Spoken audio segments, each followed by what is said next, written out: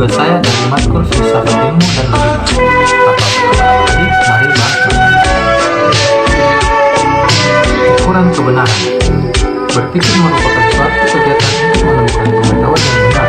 Apa yang disebut benar bagi seseorang belum tentu benar bagi orang lain. Karena itu, kegiatan berpikir adalah usaha untuk menghasilkan pengetahuan yang benar itu atau kriteria kebenaran. Pada setiap jenis pengetahuan, tidak sama kriteria kebenarannya karena sifat dan watak pengetahuan itu berbeda. Pengetahuan tentang alam fisika tentunya tidak sama dengan pengetahuan tentang alam fisik. Alam fisik pun memiliki perbedaan ukuran kebenaran bagi setiap jenis dan bidang pengetahuan. Secara umum, orang merasa bahwa tujuan pengetahuan adalah untuk mencapai kebenaran. Namun masalahnya tidak hanya sampai di situ saja. Problem kebenaran inilah yang memacu tumbuh dan berkembangnya epistemologi. Telaah epistemologi terhadap kebenaran membawa orang kepada sesuatu kesimpulan bahwa perlu dibedakan adanya 3 jenis kebenaran, yaitu kebenaran epistemologi, kebenaran ontologis, dan kebenaran epistemologis.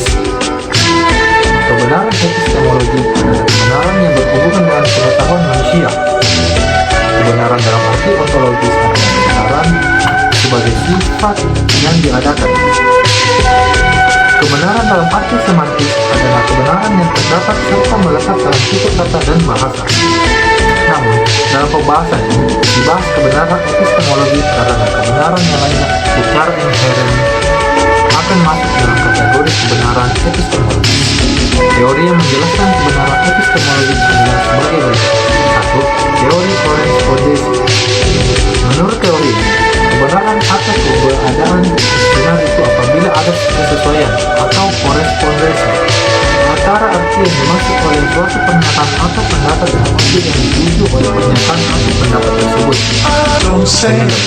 Kebenaran epistemologi adalah kemanunggalan antara subjek dan objek. Pengetahuan itu dikatakan benar apabila di dalam kemanunggalan yang sifatnya intrinsik, intensional, dan pasif aktif terdapat kesesuaian antara apa yang ada di dalam pengetahuan subjek dengan apa yang ada di dalam objek. Hal itu karena puncak dari proses kognitif manusia terdapat di dalam budi atau pikiran manusia. Maka pengetahuan adalah benar bila apa yang terdapat di dalam budi pikiran subjek itu benar sesuai dengan apa yang ada di dalam objek. Suatu proposisi atau pengertian adalah benar apabila terdapat suatu fakta yang diselaraskan, yaitu apabila ia menyatakan apa adanya. Kebenaran adalah yang bersesuaian dengan fakta yang berselaras dengan realitas yang serasi dengan situasi aktual. Dengan demikian, kebenaran dapat didefinisikan sebagai kesetiaan dan realitas objektif, yaitu suatu pernyataan yang sesuai dengan fakta atau sesuatu yang selaras dengan situasi. Kebenaran ialah persesuaian antara pernyataan mengenai fakta dengan fakta aktual atau antara putusan dengan situasi seputar itu diberi interpretasi. Teori korespondensi ini pada umumnya dianut oleh para pengikut realisme. Di antara pelopor teori korespondensi ini adalah Plato, Aristoteles, Murray, Russell, Ramsey, dan Tarski. Teori ini dikembangkan oleh Bertrand Russell, seorang yang bernama Schroeder, seorang penganut realisme kehidupan Amerika, berpendapat bahwa keadaan benar ini terletak dalam kesesuaian antara esensi atau arti yang kita berikan dengan esensi yang terdapat di dalam objeknya. Namun, yang menjadi permasalahan sekarang adalah apakah realitas itu objektif atau subjektif. Dalam hal ini, ada dua pandangan realisme epistemologis dan idealisme epistemologis. Realisme epistemologis berpendapat bahwa terdapat realitas yang independen dan terlepas dari pemikiran, dan kita tidak dapat mengubahnya bila kita mengalaminya atau memahaminya. Itulah sebab realisme epistemologis kadangkala disebut objektivisme. Dengan perkataan realisme epistemologis atau objektivisme berpegang kepada kemandirian kenyataan tidak tergantung pada yang di luar, sedangkan idealisme epistemologis berpendapat bahwa setiap tindakan mengetahui berakhir di dalam suatu ide yang merupakan suatu peristiwa subjektif. Kedua pendapat ini benar-benar sangat berbeda. Idealisme epistemologis lebih menekankan bahwa kebenaran itu adalah apa yang ada di dunia. Oleh sebab itu, idealisme epistemologi sebagaimana didefinisikan di atas sama dengan subjektivitas. Berlawanan dengan idealisme, maka realisme atau dalam istilah Marxisme lebih terkenal dengan metarealisme dialektika itu mempertahankan bahwa kebenaran adalah objektif. Selama kebenaran mencerminkan dunia wujud secara objektif, maka wujudnya itu tidak tergantung pada kesadaran manusia. Kebenaran objektif, tulis Lenin, adalah kandungan pengetahuan kita yang tidak tergantung baik kepada manusia maupun kepada kemanusiaan. Kandungan kebenaran sepenuhnya ditentukan oleh proses objektif yang dicerminkannya. Selanjutnya, Lenin menulis dari renungan yang hidup menurut pemikiran yang abstrak, dan dari situ menuju praktik. Demikianlah proses dialektika tentang pengajaran atas kebenaran atau realitas objektif. Mengenai teori korespondensi tentang kebenaran dalam disimpulkan sebagai berikut. Kita mengenal dua hal, yaitu pertama, pernyataan, dan kedua, kenyataan. Menurut teori ini, kebenaran adalah kesesuaian antara pernyataan tentang sesuatu dan kenyataan sesuatu itu sendiri. Dalam dunia sains, teori ini sangat penting sekali digunakan untuk mencapai suatu kebenaran yang dapat diterima oleh semua orang. Seorang ilmuwan akan selalu berusaha meneliti kebenaran yang melekat pada sesuatu yang secara bersungguh-sungguh, sehingga apa yang dilihatnya itu benar-benar yang terjadi, bukan hanya pandangan semua belaka. Penelitian sangat penting dalam teori korespondensi karena untuk mengecek kebenaran suatu teori perlu penelitian ulang. Dengan demikian, suatu pernyataan tidak hanya diyakini sedemikian rupa, tetapi diragukan untuk diteliti. 2. Teori koherensi tentang kebenaran. Menurut teori ini, kebenaran tidak dibentuk atas hubungan antara putusan dengan sesuatu yang lain, yaitu fakta atau realitas, tetapi atas hubungan antara putusan-putusan itu sendiri. Dengan perkataan, kebenaran ditegakkan atas hubungan antara putusan yang baru itu dengan putusan-putusan lainnya yang telah kita ketahui dan akui kebenarannya terlebih dahulu. Jadi, suatu proposisi itu cenderung untuk benar jika proposisi itu koheren dengan proposisi lain yang benar, atau jika arti yang dikandung oleh proposisi koheren dengan pengalaman kita. Kepastian mengenai kebenaran sekurang-kurangnya memiliki 6 pengertian, di mana satu keyakinan tidak dapat dilakukan kebenarannya sehingga disebut pengetahuan. Pertama, pengertian yang bersifat psikologis. Kedua, pengertian yang bersifat logis. Ketiga, menyamakan kepastian dengan keyakinan yang tidak dapat dikoreksi. Keempat, pengertian akan kepastian yang digunakan dalam pembicaraan umum, di mana hal itu diartikan sebagai kepastian yang didasarkan pada nalar yang tidak dapat diragukan atau dipercaya. Jadi, menurut teori ini, putusan yang satu dengan yang lainnya saling berhubungan dan saling menerangkan satu sama lain, karena lahirlah rumusan truth is a systematic coherence, atau kebenaran adalah saling hubungan yang sistematis. Truth is konsisten, kebenaran dan konsistensi dan kecocokan.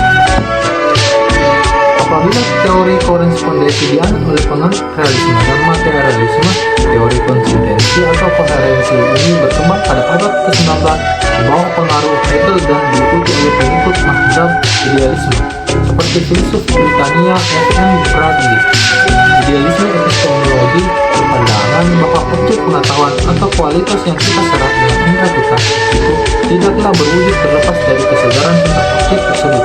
Itulah sebabnya teori ini sering disebut subjektivisme. Kaum idealis berpegang kebenaran itu tergantung pada orang yang menentukan sendiri kebenaran pengetahuannya tanpa memandang keadaan realis peristiwa-peristiwa. Manusia adalah ukuran segala-galanya. Dengan cara demikianlah interpretasi tentang kebenaran telah dirumuskan kaum idealis. Mengenai teori konsistensi ini dapatlah kita simpulkan sebagai berikut. Pertama, kebenaran menurut teori ini adalah kesesuaian antara sesuatu pernyataan dengan pernyataan-pernyataan lainnya yang sudah lebih dahulu kita ketahui, terima dan akui sebagai benar. Kedua, teori ini agaknya dapat dinamakan teori penyaksian, justifikasi tentang kebenaran, karena menurut teori ini, satu putusan dianggap kebenaran apabila mendapat penyaksian oleh putusan-putusan lainnya yang terdahulu yang sudah diketahui, diterima dan diakui kebenarannya. Dengan demikian, suatu teori itu dianggap benar apabila tahan uji. Artinya, suatu teori yang sudah dicetuskan oleh seseorang, kemudian teori tersebut diuji oleh orang lain, tentunya dengan mengoperasikan dengan data-data baru. Oleh karena itu, apabila teori bertentangan dengan data yang baru, secara otomatis teori pertama gugur dan batal. Sebaliknya, kalau data itu cocok dengan teori lama, teori itu semakin kuat. Pendapat ini ditegaskan oleh Karl Popper. Selain itu, di antara bentuk pengetahuan yang sederhana dan pembuktiannya didasarkan pada teori koherensi adalah ilmu matematika dan trigonometri.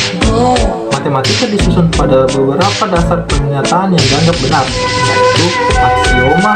Dengan mempergunakan beberapa aksioma, maka disusun sesuatu teorema.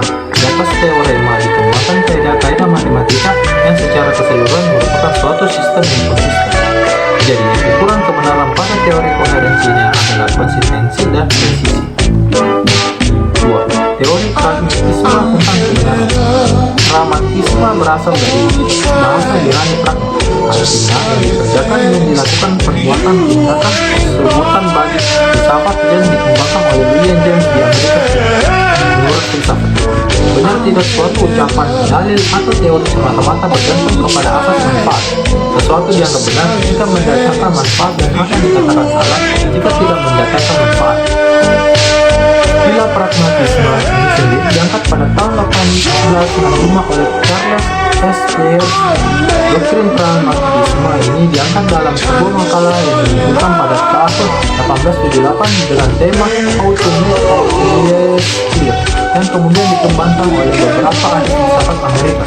Di antara tokohnya yang lain adalah John Dewey. Menurut teori pragmatisme, suatu kebenaran dan suatu pernyataan diukur dengan kriteria apakah pernyataan tersebut bersifat fungsional dalam kehidupan manusia. Teori hipotesa atau ide adalah benar apabila ia mendapat akibat yang memuaskan, apabila ia berlaku dalam praktik, apabila ia mempunyai dampak kebenaran terbukti oleh kegunaannya, oleh hasilnya, dan oleh akibat-akibat praktiknya. Jadi, kebenaran ialah apa saja yang berlaku. Oleh karena itu, tidak ada kebenaran mutlak, yang ada adalah kebenaran-kebenaran, yaitu apa yang benar dalam pengalaman khusus. Nilai tergantung pada akibatnya dan pada tujuan, pada keberhasilan perbuatan yang disiapkan oleh pertimbangan itu. Masalah secara ialah apa yang dimaksud dengan hasil yang memuaskan. Itu antara lain dikemukakan oleh penganut. 1. Sesuatu itu benar apabila memuaskan keinginan dan tujuan manusia. 2. Sesuatu itu benar apabila dapat diuji benar dengan eksperimen. 3. Sesuatu itu benar apabila ia mendorong atau membantu perjuangan biologis untuk tetap ada. Jadi, bagi para penganut pragmatis, batu ujian kebenaran ialah kegunaan, dapat dikerjakan, akibat atau pengaruhnya yang memuaskan. Menurut pendekatan ini, tidak ada yang disebut kebenaran yang tetap atau kebenaran yang mutlak. Dari teori ini, dapat diberikan sebuah contoh pandangan para penganut teori pragmatis tentang Tuhan.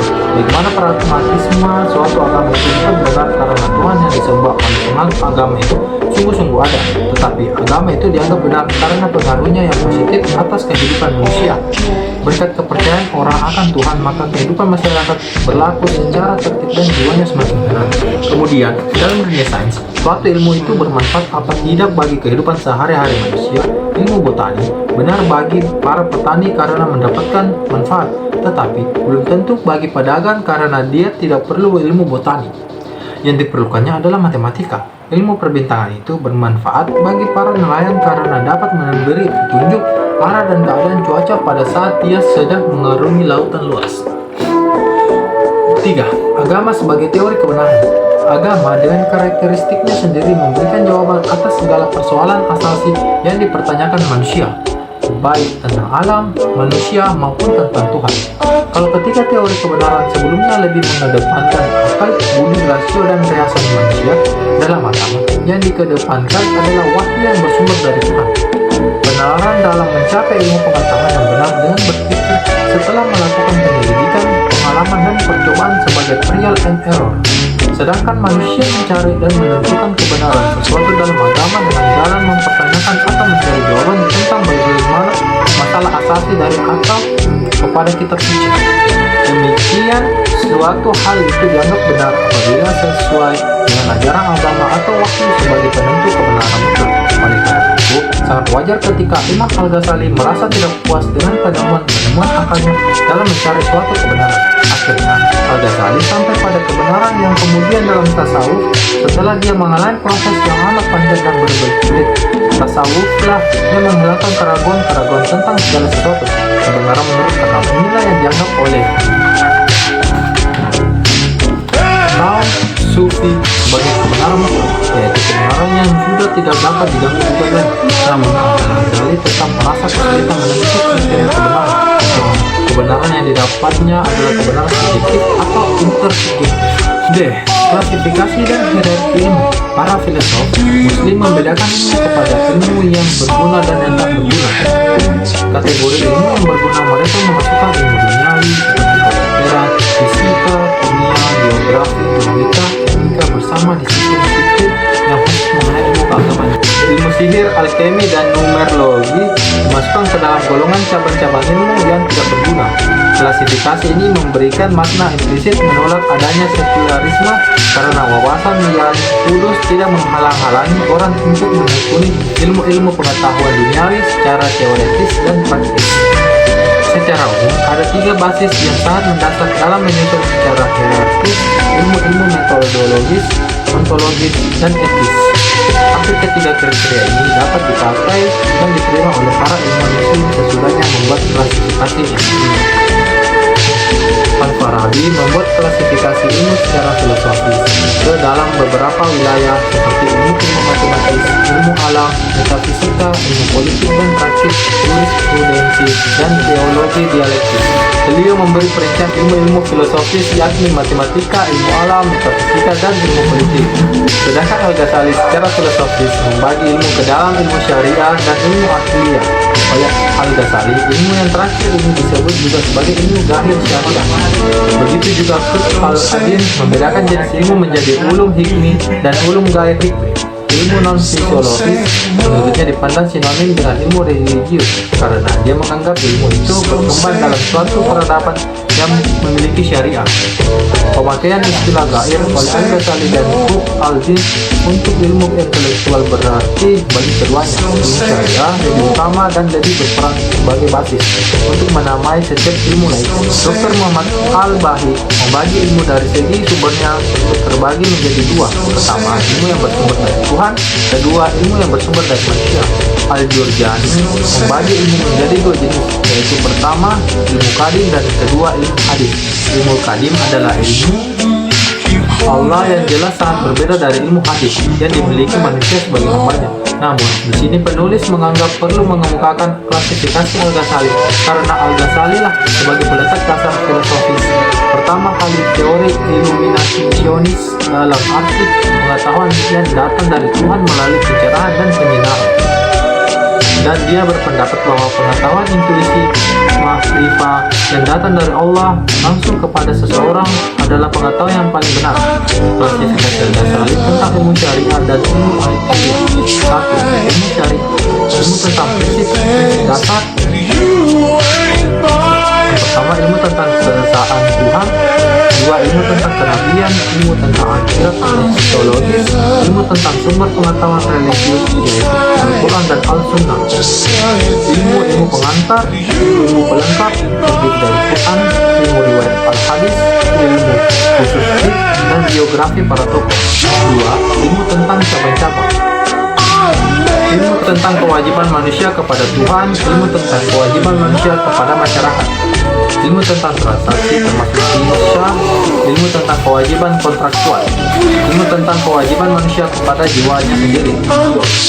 2. Ilmu akliyah atau matematika, aritmatika, geometri, astronomi, dan astrologi musik, logika, fisika, ilmu alam, kedokteran, meteorologi, mineralogi, kimia, ilmu tentang wujud di luar alam atau metafisika, ontologi, pengetahuan tentang esensi, sifat, dan aktivitas ilahi, pengetahuan tentang substansi sederhana, pengetahuan tentang dunia halus, ilmu tentang kenabian dan fenomena kewalian, ilmu tentang mimpi. Teorigi, ilmu ini menggunakan kekuatan-kekuatan bumi untuk menghasilkan efek tampak seperti supernatural. Klasifikasi tersebut berdasarkan pada rincian ilmu Al-Ghazali dalam Al-Risalah Al-Laudhiyah dan The Book of Knowledge, yaitu berupa sintesis dari kedua buku tersebut dalam topik klasifikasi Al-Ghazali. Secara perkembangan ilmu pasca Al-Ghazali mengalami pengaruh cukup signifikan bahwa pemikiran ilmu di dunia Islam cenderung kurang rasionalistik dan lebih selaras dengan pandangan dunia Al-Quran. Oleh karena itu, banyak para pemikir dan filosof sesudahnya mengembalikan peran nalar pada posisi seimbang, seperti Qutb al-Din memberikan klasifikasi jenis ilmu secara garis besar menjadi ilmu hikmah dan gair hikmah. Al-Ghazali yang sebenarnya berusaha meratakan jalan bagi penyebaran mazhab filsafat iluminasionis, sedangkan Qutb al-Din mengaku lebih dari sekali pada basis keluarannya hikmah. Filsafatnya adalah filsafat iluminasionis pada pengalaman suprarasional dan iluminasi intelek, tetapi pada saat yang sama dia memanfaatkan sebaik-baik penalaran diskursif. Dalam diskursus pemikiran jenis-jenis ilmu dalam Islam tersebut di atas, pemikiran falsafik yang sangat berbeda dengan Barat. Bentuk-bentuk pemikiran seperti empirisme, rasionalisme, dan iluminasionisme telah banyak disinggung oleh para pemikir Islam sejak awal dengan basis landasan wawasan bahwa sumber pengetahuan adalah yang kudus. Namun, penyebab perbedaan di antara hal ini adalah adanya konkret dan penekanan metodologis, ontologis, dan etis yang memiliki kapasitas yang berbeda dan bersifat relatif. Karena semua bentuk pengetahuan yang bersifat empiris, rasionalis, dan iluminasionis, ketiganya bersumber dari manusia yang bersifat relatif. Relativitas itu tidak saja dari pemikiran, tetapi juga perangkat yang dimiliki oleh manusia dalam memperoleh pengetahuan seperti indera, akal, dan wahyu. Demikian sekilas gambaran jenis dan bentuk ilmu dalam Islam, baik dalam sejarah pemikirannya, wacana yang berkembang, bahwa ilmu Islam tidak lepas dari wawasan yang kudus yang merupakan sumber pengetahuan, meski kemudian mengalami penyikapan ilmiah yang berbeda dari para filosof dan ilmuwan muslim, dan masing-masing memiliki corak dan bentuk yang berbeda pula. Karena adanya perbedaan penekanan, penerapan, metodologis, filosofis yang berbeda pula. Ilmu dan filsafat yang benar tiada lain ialah usaha manusia dengan kekuatan akal budinya yang relatif berhasil dalam memahami kenyataan alam, susunan alam, pembagian alam, bagian-bagian alam, dan hukum alam. Al-Quran tidak lain adalah pembukaan segenap alam semesta dalam satu kitab suci. Kedua ayat Allah itu saling menafsirkan. Upaya klasifikasi atau pembedaan ilmu adalah ciri-ciri dari karakteristik ilmu yang sulit dihindari.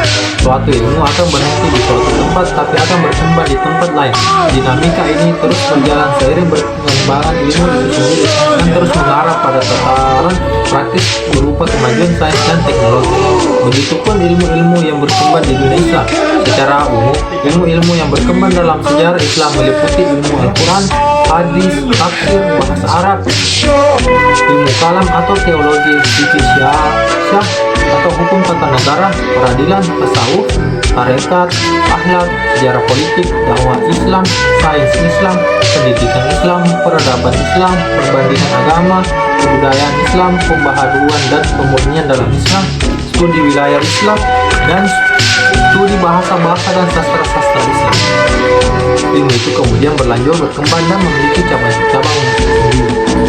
Khusus di abad kontemporer, upaya integrasi terus dilakukan guna mencapai upaya islamisasi ini, dan hal yang perlu diketahui bahwa yang membedakan antara upaya pengembangan pendidikan atau klasifikasi jenis dan bentuk ilmu di barat dan di dunia Islam adalah Islam mengenal isi hierarki keilmuan, dan Islam memandang terdapat hierarki dalam opsi yang diketahui dan subtil yang mengetahui. Struktur ilmu Islam dia secara teoritis menurut hemat penulis tak dapat ditentukan. Masing-masing klasifikasi yang disodorkan oleh sarjana dan ilmuwan muslim yang telah ada memiliki corak dan penekanan yang berbeda. Maka apapun format klasifikasi itu adalah sah-sah saja selama tidak menafikan adanya etika-etika ilmiah religius. Persoalan upaya integrasi atau mengislamisasi ilmu hanya berkisar pada basis basisnya dan tidak lebih dari itu. Dan hubungan antara bidang ilmu pun sangat erat. Pendapat Al-Ghazali yang membedakan ada ilmu religius dan ilmu spiritual. Ada klasifikasi Qutb al-Din menjadi ilmu hikmah dan non-hikmah. Kemunculannya dapat dipisahkan di tingkat etis, teoretis maupun praktis. Sejak abad 19, dunia Islam telah merasakan perbenturan dengan Barat, sebagaimana yang disinggung oleh Farul Rahman, bahwa hegemoni Barat dengan membawa nilai-nilai sekulernya pun menembus pada sendi-sendi struktur ilmu Islam, seperti di tingkat teoretis berupa gejala rasionalis buta yang tidak mengindahkan nuansa-nuansa religius, dan akhirnya merambat ke tingkat praksisi berupa westernisasi. Oleh karena itu, format ideal struktur ilmu-ilmu keislaman seharusnya disusun ulang secara komprehensif dan merumuskan adanya pengakuan secara sadar atau menuju kepada kesadaran ilahiyah terhadap sumber ilmu yang bersifat esa yang diwahyukan dalam wakil Quran, Sunnah Nabinya. Sekian dari saya, maaf jika ada salah. Assalamualaikum warahmatullahi wabarakatuh.